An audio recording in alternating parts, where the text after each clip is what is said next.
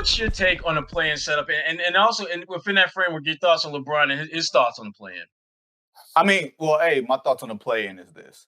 You got to think of how we got here. We got here because the last month of the season used to be a slog. It used to be a slog to the bottom from the teams who were tanking because they were well out of the playoff picture. And that's basically what this became. This is not an initiative to make the playoffs more competitive. This is not an initiative to make the playoffs more like March Madness or anything else to increase upsets. This was to keep more teams engaged as long as possible. And now you don't just have the 8, 9, 10 teams in there. You have 11 and 12 that are trying to get in both conferences. So you only have like a handful of teams that are firmly outside of the playoffs, and you know what they're trying to do at this point. But it's not necessarily messing with the quality, the overall quality of basketball on a night-to-night basis. Now, for LeBron, this is quite simple. As the facts change, so does my opinion. It's cool when it's y'all.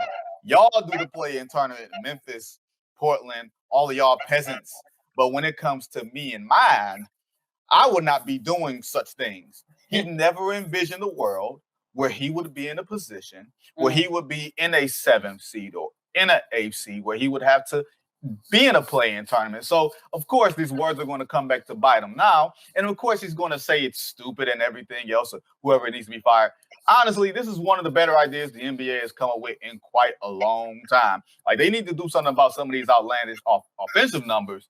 But as far as the play-in tournament, depending on if we can get a LeBron and Steph one game, one off, wait a minute. What's wrong with that? Except that somebody got to lose and somebody going home. That's the problem. Yeah, LeBron is pulling that "this is beneath me" card, which is funny because pretty much everything about the playoffs should be beneath him because he's been on the top so long. He doesn't know what it's like to be in the hood. This is the postseason hood that he is in right now, where you're just trying to get by. This is like good times for the NBA right now. That's what LeBron James is dealing with now. He's dealing with the good times, the Thelma, the James Evans of the world. That's the reality that he's dealing with. And he's just like, what is this? This is not me. I'm LeBron James. And I love it.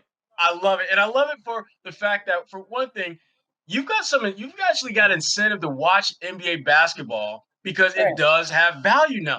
Everyone, even the teams at the top, they're always going to be battling for one of those top spots, trying to secure their place and get a rhythm. But those teams that were, either outside the playoff bubble or just barely in, they scrapping. They trying to get out of that 7 through 10 spot.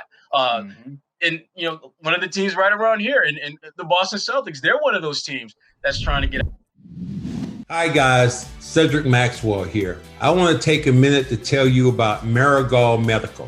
I'm used to keeping my body in great shape, but with arthritis, even the most simple everyday tasks became unbearable. As soon as I called Marigold Medical, I knew I was in good hands. No drugs, no surgery, just an experienced team of caring professionals that wanted to get me back to doing the things I love. Make the call to Marigold Medical and get back to pain-free life.